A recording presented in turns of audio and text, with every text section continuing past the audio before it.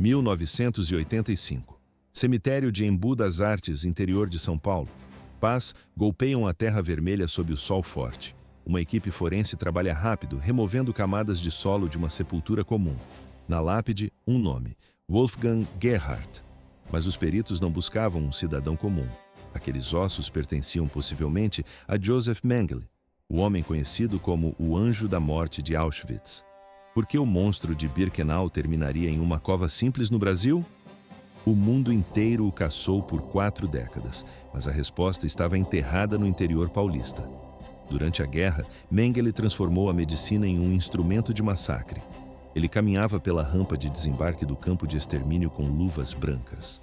Sobreviventes relatam um detalhe específico. Ele assoviava óperas enquanto apontava para a esquerda ou para a direita. Um movimento de dedo decidia quem vivia e quem morria na câmara de gás. Sua obsessão eram os gêmeos. Mengele não realizava cirurgias, realizava mutilações sem anestesia. Ele costurava crianças umas às outras, injetava tinta azul em olhos de bebês para mudar a cor da íris, analisava a agonia das vítimas com a frieza de um entomologista estudando insetos. Depois do colapso do Terceiro Reich, ele desapareceu. O criminoso mais procurado da Terra viveu décadas camuflado entre os brasileiros. Ele frequentou praias, fez churrascos e caminhou por ruas movimentadas de São Paulo. O plano de fuga foi preciso. Ele usou passaportes falsos e identidades roubadas. Contou com uma rede de apoio de imigrantes alemães que mantinham o segredo sob ameaça. No quadro da investigação, nota-se o silêncio absoluto dos vizinhos por anos. Onde estava a inteligência internacional? Mossad e CIA falharam enquanto Mengele escrevia diários em sua casa de campo. A tensão no cemitério aumentou quando a tampa do caixão cedeu.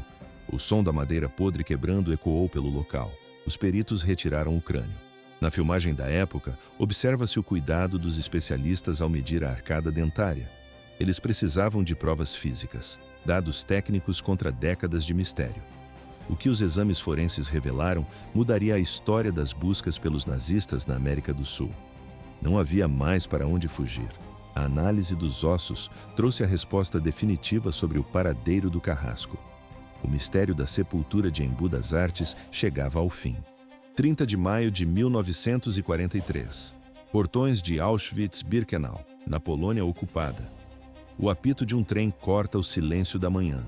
O som metálico reverbera contra as cercas de arame farpado. As portas dos vagões de carga são abertas com violência.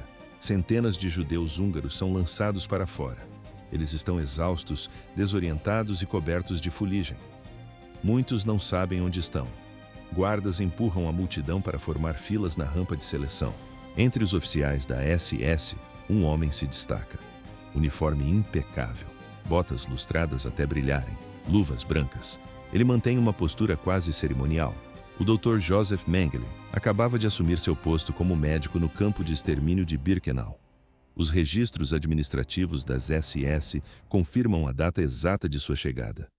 Mas Mengele não era um oficial comum. Ele possuía doutorado em antropologia física e medicina pela Universidade de Munique. Ele era a elite acadêmica alemã aplicada à ideologia racial.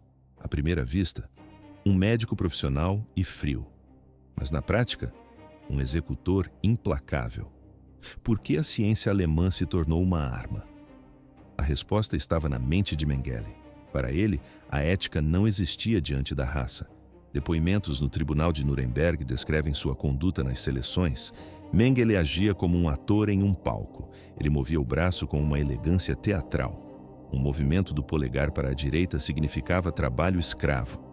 Para a esquerda, a morte imediata nas câmaras de gás. Na filmagem de época, nota-se, a calma de Mengele era absoluta, mas as seleções eram apenas o início. Os registros médicos capturados revelam sua verdadeira obsessão. Gêmeos. Eva Moses Kor chegou ao campo aos 10 anos com sua irmã Miriam. Em depoimento oficial, ela descreveu o encontro. Mengele as examinou como cobaias de laboratório. Ele disse: "Agora vocês têm 2 pais, seus pais biológicos e eu." Para o doutor, aquelas crianças não tinham alma. Eram apenas instrumentos para provar teorias pseudocientíficas. Documentos do campo indicam que ele realizou experimentos em 1.500 pares de gêmeos. Menos de 200 sobreviveram aos seus métodos. O prontuário das atrocidades é extenso. Injeções de produtos químicos nos globos oculares para mudar a cor dos olhos. Amputações de membros saudáveis, transfusões de sangue entre gêmeos com tipos incompatíveis, infecções deliberadas com tifo e malária. Tudo era executado sem anestesia. Ouve-se o relato das vítimas sobre o som dos instrumentos cirúrgicos no metal. O Dr. Miklos Niisly, um médico judeu escravizado, trabalhou sob as ordens de Mengele. Em suas memórias de 1946, ele detalhou o horror. Mengele dissecava gêmeos vivos para comparar órgãos internos lado a lado. Ele mantinha os órgãos preservados em formol. Tudo era catalogado com precisão acadêmica. Não havia espaço para o erro, nem para a piedade. O que assustava Niisly não era apenas o sangue. Era a tranquilidade de Mengele enquanto cortava tecidos humanos. Ele operava como se estivesse em uma sala de aula de prestígio, não em um matadouro. Mas como um médico formado pôde descer a esse nível de barbárie? Como a ideologia nazista conseguiu transformar a medicina em uma ferramenta de extermínio em massa? A guerra estava chegando ao fim, mas Mengele já planejava seu próximo passo. O Terceiro Reich estava desmoronando sob o avanço dos aliados. Havia um último mistério a ser resolvido. Como o Anjo da Morte conseguiria escapar da justiça internacional por décadas? Os eventos aceleraram, não havia caminho de volta. Janeiro de 1945. Auschwitz-Birkenau. O som da artilharia soviética deixava de ser um eco distante para se tornar um estrondo real. Joseph Mengele entendeu. O colapso nazista era inevitável. Ele não perdeu tempo. Reuniu relatórios médicos, pilhas de documentos e registros de experimentos humanos. Tudo foi jogado ao fogo. Papéis que provavam seus crimes viraram cinzas em minutos. Em 17 de janeiro, Mengele abandonou o campo. Faltavam apenas 2 dias para os soviéticos chegarem. Ele seguiu para o oeste, misturando-se ao caos da retirada. Os registros militares aliados confirmam a manobra. Ele vestiu o uniforme cinza de um soldado comum da Wehrmacht. O médico de Auschwitz agora era apenas mais um combatente anônimo. Por que Mengele não foi identificado de imediato? A resposta é um erro logístico fatal. Capturado pelos americanos, ele passou semanas em um campo de prisioneiros. No quadro da época, nota-se a falha. As listas de criminosos de guerra ainda estavam incompletas. Além disso, Mengele não tinha a tatuagem de tipo sanguíneo nas axilas, marca obrigatória dos membros da SS. Sem essa prova física, ele era apenas um soldado sem passado. Liberado no verão de 1945, ele encontrou um esconderijo improvável. Trabalhou como agricultor na Baviera durante 4 anos.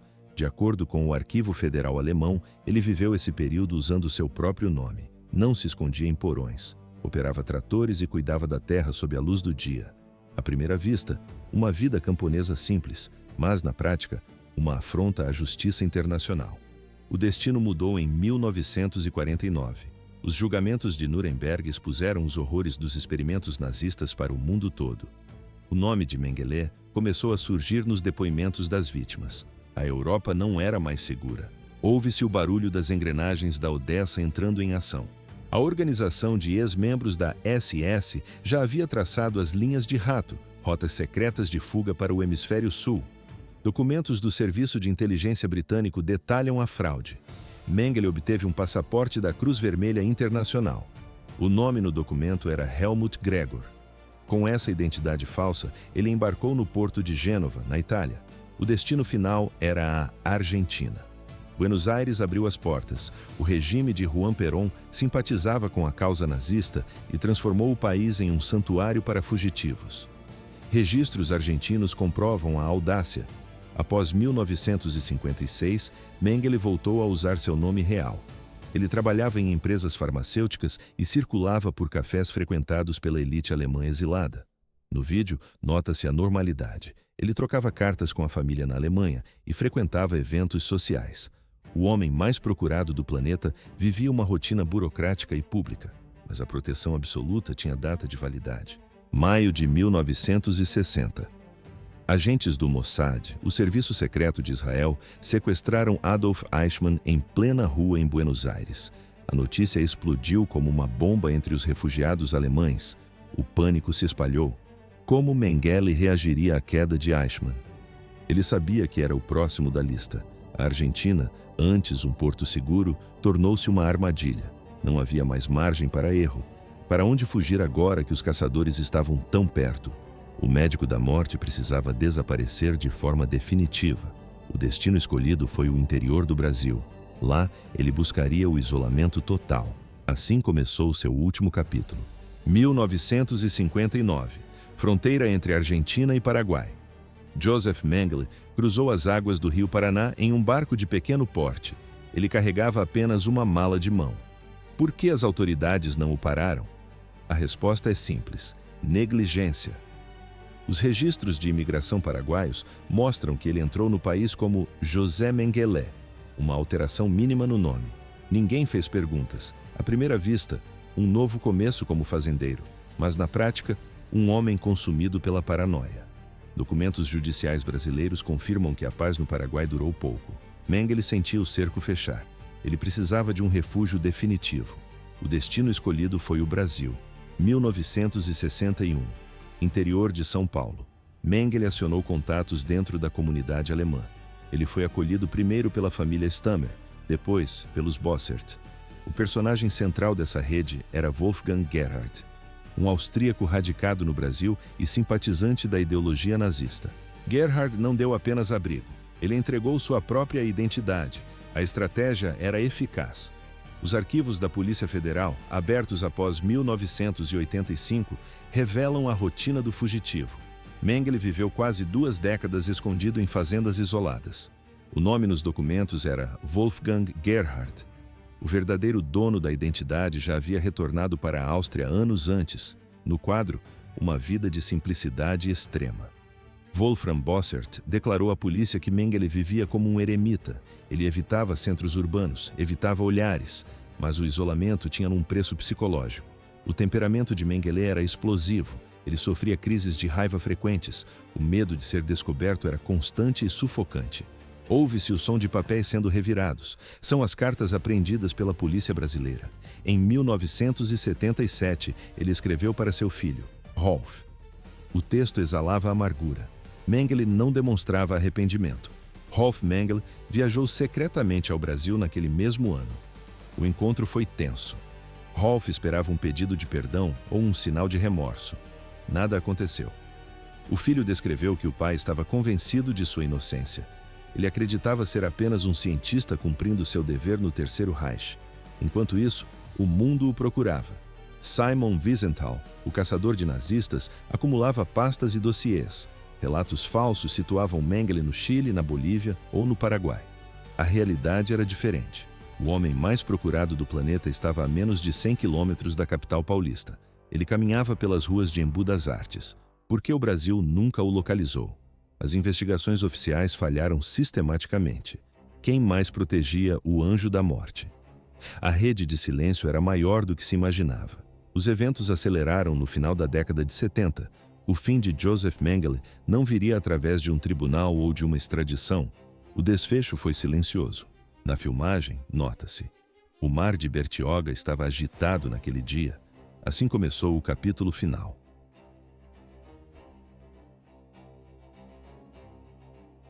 Sétimo dia de fevereiro de 1979, litoral de São Paulo. Era uma tarde ensolarada de verão na praia da Enseada, em Bertioga. Joseph Mengele, aos 67 anos, acompanhava o casal Wolfram e Liselotte Bosser em um passeio comum. Por que o homem mais procurado do mundo estava tão relaxado? O disfarce parecia perfeito, mas a sorte estava prestes a acabar. O inquérito policial de 1985 reconstrói cada passo do nazista. Os depoimentos são claros. Mengele caminhou em direção à água sozinho. Ele era um nadador experiente, habituado ao mar. Mas as condições não eram favoráveis. Wolfram Bossert declarou à polícia que a correnteza estava forte demais naquele dia. Por volta das 16 horas e 30 minutos, o corpo de Mengele falhou. Médicos legistas confirmariam depois, ele sofreu um acidente vascular cerebral enquanto nadava. No quadro, nota-se a cena. Os Bosserts arrastam o corpo inconsciente para a areia. O médico nazista não respira mais. Não existem sinais vitais. O coração parou de bater. Nesse momento, uma decisão crítica foi tomada. Os Bosserts não chamaram o resgate imediatamente. Eles ficaram parados ao lado do corpo. O relógio avançava enquanto eles calculavam o risco de serem descobertos. O medo de expor a verdadeira identidade do fugitivo paralisou o casal. Eles esperaram minutos preciosos antes de buscar qualquer ajuda oficial. O atestado de óbito foi emitido pelo Instituto Médico Legal de São Paulo. O documento trazia um nome falso: Wolfgang Gerhardt, austríaco, 67 anos. A causa oficial registrada foi afogamento. 10 de fevereiro de 1979. O corpo foi baixado à terra no cemitério de Embu das Artes. A sepultura era simples, sem adornos, sob o nome de um estranho. O segredo durou 6 anos. O mundo gastava milhões de dólares caçando um fantasma, enquanto os restos mortais de Mengele apodreciam no interior de São Paulo. Por que manter o silêncio por tanto tempo? A resposta era simples. O casal temia a prisão por abrigar um criminoso de guerra. Liselotte Bosser afirmou mais tarde que o medo de represálias era constante, mas o cenário mudou em 1985. A pressão internacional sobre o governo brasileiro atingiu o ápice. O Departamento de Justiça dos Estados Unidos e o Mossad israelense exigiam resultados. O cerco aos nazistas na América do Sul estava fechando. A Polícia Federal Brasileira agiu. Sob o comando do delegado Romeu Tuma, agentes invadiram propriedades ligadas aos colaboradores de Mengele. No dia 31 de maio de 1985, o Muro de Silêncio ruiu. Os Bosserts confessaram tudo. Wolfgang Gerhardt não existia. O homem enterrado em Embu das Artes era, na verdade, Joseph Mengele. Ouvia-se o som das pás batendo no solo durante a exumação, mas uma dúvida pairava no ar. Como provar que aqueles ossos pertenciam ao anjo da morte? À primeira vista, eram apenas restos humanos, mas na prática o mundo exigia provas científicas incontestáveis. Poderia ser uma farsa elaborada para encerrar a caçada?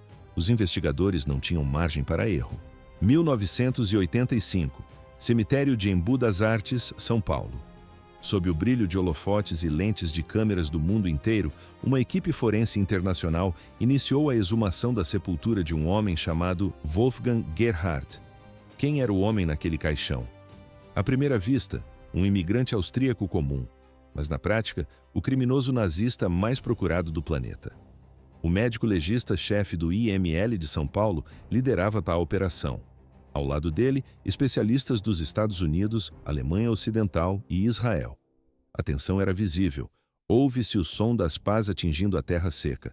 Os profissionais documentam cada movimento. Após removerem a camada de solo, surge o caixão de madeira deteriorado. Ao abri-lo, um esqueleto completo. A preservação óssea estava boa. O clima tropical úmido não destruiu os restos. No quadro, o legista cataloga cada osso metodicamente. A equipe não tinha margem para erro. As primeiras análises ocorreram ali mesmo, no chão do cemitério. O antropólogo forense Dr. Daniel Munhoz iniciou as medições. O crânio, os fêmures, a pelvis. O veredito inicial saiu rápido. Homem caucasiano, 1,74 m de altura, idade entre 60 e 70 anos, mas o mundo exigia provas irrefutáveis. Os ossos foram transportados em comboio para o Instituto Médico Legal em São Paulo. No laboratório, a análise técnica começou. Registros odontológicos de Joseph Mengele, trazidos da Alemanha, foram colocados lado a lado com a arcada do esqueleto. O Dr. Lowell Levine, especialista americano, encontrou 17 pontos de coincidência absoluta. A probabilidade de ser outra pessoa era astronomicamente baixa, mas havia mais marcas. No crânio, uma lesão específica chamou a atenção. Registros médicos nazistas de 1945 detalhavam um acidente de motocicleta. Mengele sofreu uma fratura no osso zigomático, amassando o rosto. A marca estava lá, perfeitamente cicatrizada no esqueleto. Havia também uma assimetria no quadril, uma condição congênita conhecida nos arquivos alemães como quadril de Mengele. O encaixe das peças era perfeito, porém a ciência definitiva só chegaria em 1992. O DNA mudou tudo. Amostras ósseas foram comparadas com o material genético de Rolf Mengele, filho do médico. O resultado foi publicado na revista Forensic Science International. Compatibilidade genética confirmada. 94% de certeza. O Dr. Clyde Snow declarou: "Estes são os restos mortais de Joseph Mengele." Mas por que o mundo continuou cético? Parecia impossível que o anjo da morte tivesse morrido de forma tão banal. O lendário caçador de nazistas Simon Wiesenthal duvidou publicamente. Mengele foi astuto por 40 anos. Por que não estaria fingindo agora? Sobreviventes do Holocausto sentiram o golpe. Eva Moses Kor desabafou à imprensa. Queríamos vê-lo nos olhos. A morte foi uma fuga final da justiça. A frustração era o sentimento dominante. As controvérsias eram muitas. Por que a família que o abrigou esperou 6 anos para falar? Investigadores acreditam que esperavam a prescrição de crimes de cumplicidade e a causa da morte. Teorias de assassinato e suicídio surgiram. Mas o Dr. Moacir da Silva foi categórico. A morte por afogamento era a única conclusão consistente. Na filmagem da época, nota-se o silêncio das autoridades brasileiras. Documentos desclassificados em 2013 mostram a verdade. O regime militar sabia de Mengele desde 1963. Nada foi feito. O Brasil foi, de fato, o último refúgio. Os ossos de Mengele ficaram no IML de São Paulo por décadas.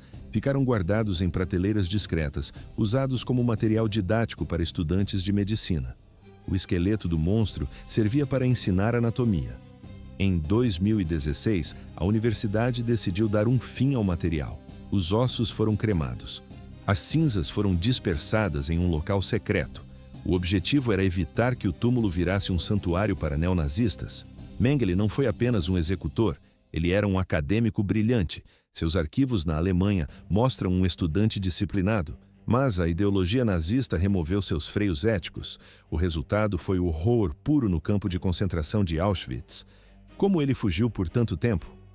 A resposta está em redes de apoio silenciosas. Antigos camaradas de farda e simpatizantes ideológicos garantiram sua segurança em solo sul-americano. Foi uma falha catastrófica da justiça internacional. Para as vítimas, a ferida nunca fechou. Mengele morreu aos 67 anos em uma praia ensolarada. Ele nunca ouviu o depoimento de quem torturou, nunca encarou um tribunal. Viveu décadas no anonimato enquanto suas cobaias humanas sofriam com pesadelos diários. O caso Mengele é um aviso. Ele representa o mal científico. Alguém que não seguia ordens, mas agia por convicção intelectual corrompida. Cada dia de sua liberdade foi uma derrota para a humanidade. A ciência provou que os ossos eram dele, mas a história ainda não explicou como o mundo permitiu sua fuga. O anjo da morte no Brasil é o relato de sistemas que falharam e governos que se calaram. A impunidade é um perigo constante. Os restos mortais viraram cinzas, mas a memória das vítimas precisa permanecer viva. É a única forma de garantir que a ciência nunca mais se divorcie da ética. Assim terminou o rastro de um dos maiores criminosos da história. Aqui a história foi interrompida.